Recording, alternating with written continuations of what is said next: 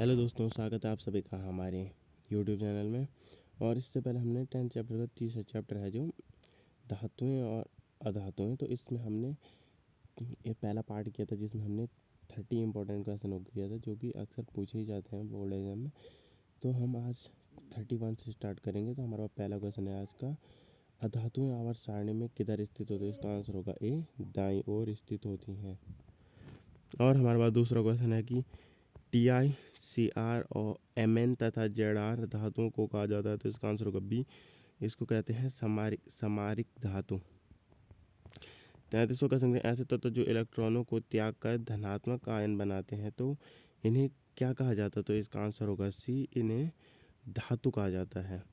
34वां question हमारे पास, धातु द्वारा त्यागी गई इलेक्ट्रॉन की संख्या को उस धातु तत्व का क्या कहा जाता है? तो इसका आंसर होगा ए, उस धातु की संयोजकता कहलाती है वो। 35वां क्वेश्चन है कि सोना का धात्विक चमक कैसा होता है? तो सोना का धात्विक चमक पीत वर्ण का होता है। 36वां क्वेश्चन है कि चांदी के बर्तन या गहने को वायु में खुला छोड़ने पर उसके सतह पर काले धब्बे पड़ जाते हैं, तो जो वो काले धब्बे होते हैं वो क्या होते हैं? तो वो बेसिकली सिल्वर सल्फाइड होते हैं।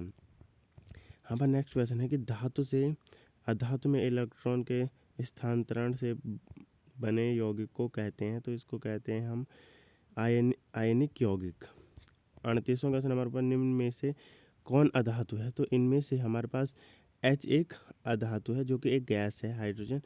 और हमारे पास 39वां क्वेश्चन है कि हीरा का गलनांक तथा क्वथनांक होते हैं, तो इसका आंसर होगा सी, हीरा जो है वो एक ठोस पदार्थ होता है, तो इसका गलनांक और क्वथनांक दोनों ही उच्च होते हैं। हमारे पास 40वां क्वेश्चन है कि अम्लीय CuSO4 का विद्युत विच्छेदन कराने पर शुद्ध तांबा जमा होता है, तो जो शुद्ध तांबा इसको विच्छेदन करने पे प्राप्त होता है तो वो कैथोड पर जमा हो जाता है।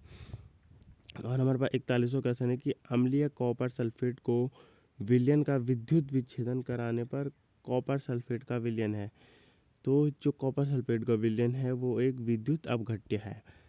हमारा 42वां क्वेश्चन है कि अम्लीय कॉपर सल्फेट में विद्युत धारा प्रवाहित करने पर अविलेय अशुद्धियों एनोड तली पर विक्षेपित होती है, जिसे कहा जाता है, तो इसे कहा जाता है एनोड पंख। हमारा नेक्स्ट क्वेश्चन है कि निर्जल कैल्शियम क्लोराइड को कहा जाता है, तो इसका आंसर होगा ए, शुष्क कर्मक कहा जाता है निर्जल कैल्शियम क्लोराइड को। हमारे पास नेक्स्ट क्वेश्चन है कि सिल्वर को वायु में छोड़ देने पर यह किस तत्व से अभिक्रिया करती है जिससे उसकी सतह काली हो जाती है? तो यह सल्फर से अभिक्रिया करती है और यह इसकी सतह काली हो जाती है।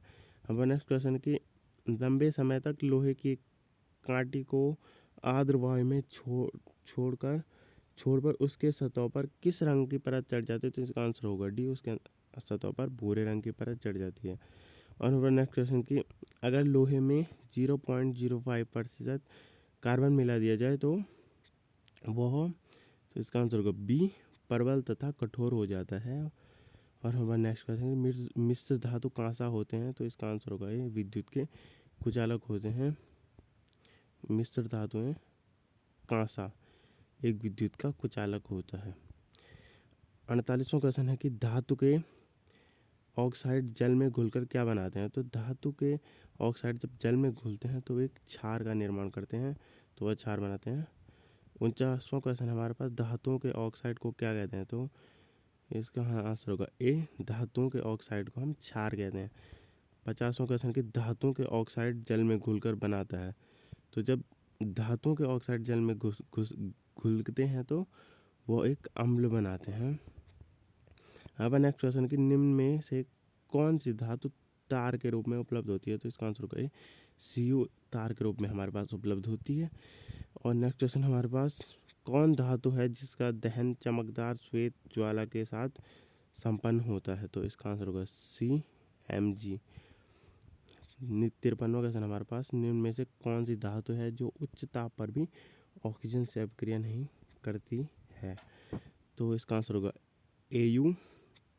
Au धातु के साथ उच्च ताप पर भी ऑक्सीजन से क्रिया नहीं करती है।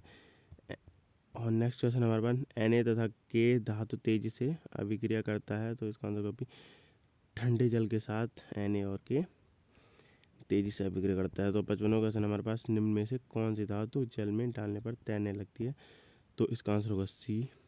एक ऐसी धातु है जो जल में डालने पर तैरने लगती है। अगर किसी मिश्र धातु में एक धातु पारद है तो इसे क्या कहते हैं, तो इसका आंसर होगा सी, अमलगम कहेंगे इसे। और ये वाला क्वेश्चन बोर्ड में पूछा जाता है, इसका हम लॉन्ग क्वेश्चन में भी पूछा जा सकता है इसका, और अमलगम के बारे में पूछा जा सकता है कि इसके बारे में हमें कुछ शॉर्ट नोट बनाओ। तो ये भी इम्पोर्टेंट क्वेश्चन है। और हमारे पास नेक्स्ट क्वेश्चन है कि लोहा निम्न में से किस धातु को उसके लवणों से विस्थापित कर सकता है, तो इसका आंसर डी, कॉपर। लोहा कॉपर में से लवणों को विस्थापित कर सकता है।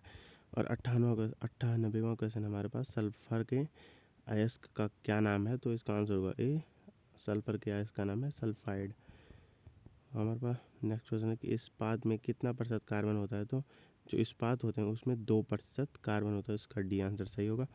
और हमारे पास आज का लास्ट क्वेश्चन है कि निम्नलिखित में से कॉपर का अयस्क कौन है, तो इसका आंसर होगा ए, क्यूप्राइट एक कॉपर का अयस्क होता है। तो इसी के साथ वीडियो को एंड करते हैं। अगर वीडियो आपको थोड़ी सी भी अच्छी लगे तो वीडियो को लाइक और सब्सक्राइब करना बिल्कुल मत भूलना, और अपने दोस्तों के साथ शेयर भी ज़रूर करना। तो मिलते हैं ऐसे किसी नई वीडियो के साथ, तब तक के लिए जय हिंद, जय भारत, जय उत्तराखंड।